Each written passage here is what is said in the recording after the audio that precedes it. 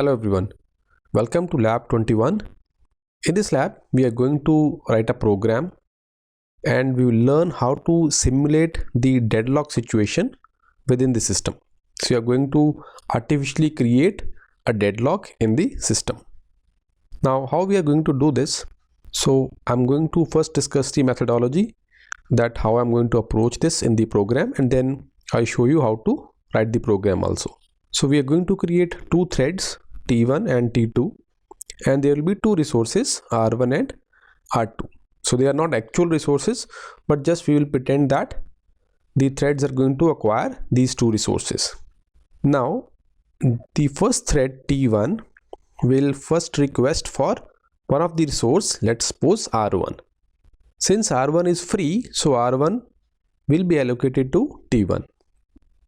Then T2 will try to acquire R2. R2 is also free, so R2 will be allocated to T2.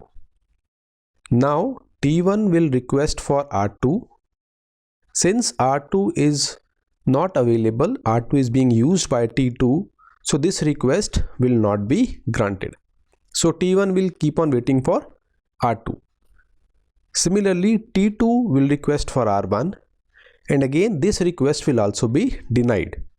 So you can see there's a cycle in the resource allocation graph, and hence the program will end into a deadlock.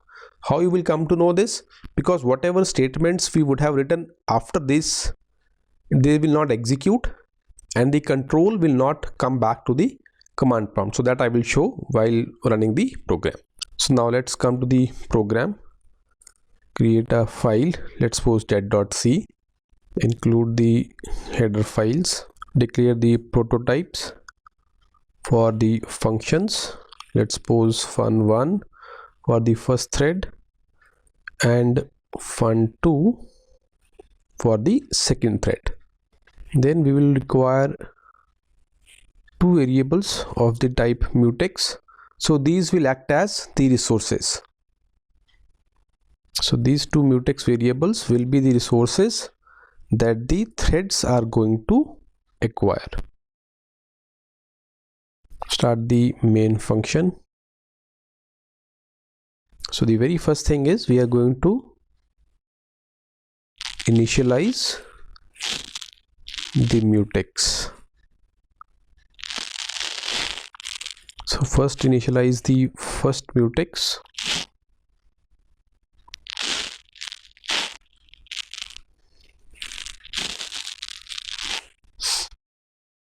Similarly, do the same for the second mutex. So this you should have already understood from our previous lab on mutex, the use of mutex. So you need to refer that if you have not done it. So once we have initialized both the mutex variables, then we can start with the threads. So we need two threads, let's suppose T1 and T2. Now create both the threads. First T1, second parameter is null, then function1, and finally we are going to pass nothing. Similarly, create the second, so T2 and function2. Next step is you join them, so wait for the threads to finish. First one is T1 null, and second is wait for or join thread 2, receive nothing, so null as the second parameter. And once both the threads are able to finish, let's suppose we will print this if the threads are able to finish. But since I'm going to get them stuck into a deadlock, so we should not see this line as the output. So this line should not be there in the output. Okay, so this is our main function. So what we have done, we have taken two mutex variables which will act as the resources, and we have created 2 threads. Now write the function for the first thread, fun1. Now what I'm going to do is, so the thread 1 will first try to acquire the first resource. So let's print T1 trying to acquire mutex 1. So first mutex. Okay, so this was the name. Doesn't matter, whatever you want to write, you can write that. So how to acquire now? So we are going to use the concept of locking the mutex. So pthread underscore mutex underscore lock and pass the first mutex as the parameter.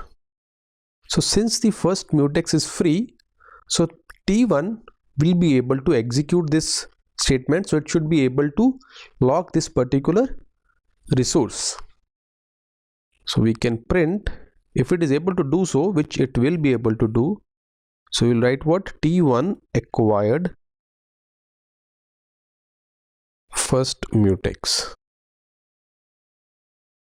So once it is able to do this, we should give the chance to the next thread.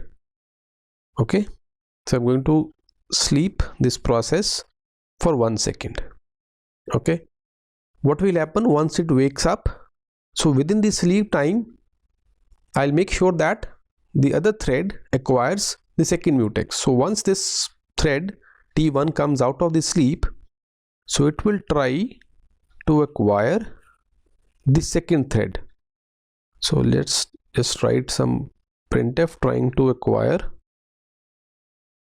second mutex. And now to acquire that, use pthread underscore mutex underscore log, and this time try for the second mutex. So we know that if this mutex is already acquired by T2, so this lock will not be successful. So I should not get what? Printf T2 acquired, T1 acquired second mutex. So this should not be printed on the screen. So this line should not be executed because the thread should get stuck. Why? Because the thread T2 has already acquired the second mutex and it will not be available. So whatever you try to do from here on, nothing will happen. Okay, so I'm not going to write anything, but whatever you want, nothing is going to happen after this. So do the same thing for the second function. So I'm just going to copy paste all this content and then change the values. So you can cut using Ctrl K if you are using the nano editor. Cut everything, uncut using Ctrl U. Do the same thing here. And now since it is for the second thread, so what the second thread is going to do? T2 trying to acquire the second mutex. So T2 will first acquire the second mutex right here, second, and T2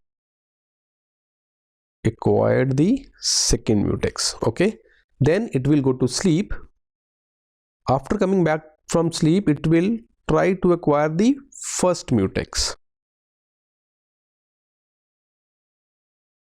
And right here first, printf T2 acquired first mutex. Okay, so that's it. What we have done, created 2 mutex, 2 threads. T1 will first try to acquire the first mutex and then will go to sleep. That will give chance to the second thread to acquire the second mutex. Once the control comes back to T1, it will try to acquire the second mutex. So it should fail here, means it should get stuck at this point. So we should not see this statement. Similarly, when T2 will try to acquire the first mutex, it will not be able to do it and it will get stuck here. T1 can acquire the second mutex only when T2 has released it. Okay. Similarly, T2 can acquire the first mutex only when T1 has released it. Okay, so when will T1 release the first mutex? Only when it has finished its entire job. So let's suppose that it needs both the threads, and then only it is going to release. So when it is going to release, after everything, after finishing everything, so mutex unlock the first mutex. Okay, so it should not be able to reach this point because it will not be able to finish the job, because it will get stuck waiting for the second mutex. Similarly, this one also will get stuck, but you can write still pthread underscore mutex underscore unlock which mutex, second. Similarly, you can also write for the first one. Alright, so this will do for us. Compile it, dead.c minus l pthread. So there is error T1. Okay, I think I did the typing mistake. T2. Now it should be fine. Still one. Okay, there's a semicolon in unlock 27th line.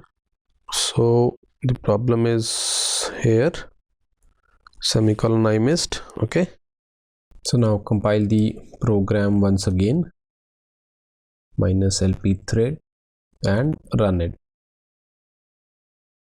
So you can see that the program, the execution is stuck now.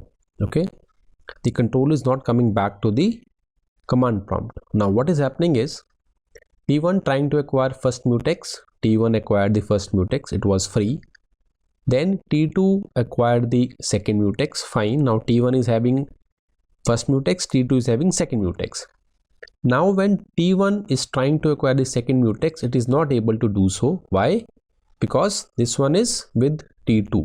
Similarly, T2 is trying to acquire the mutex which is held by T1. So both get stuck in a circular wait, and then the execution of the process stops. So neither of the thread is able to continue the execution because the thread is waiting for the other thread to release the resource which it requires. So now both the threads are in a deadlock situation and your program is stuck. So you can wait as long as you want. So if you want to end this, use Ctrl+C and the program will end. So this is what we did in the program. For the code or for the Viva questions or practice questions, you can visit this link. See you in the next lab. Thank you.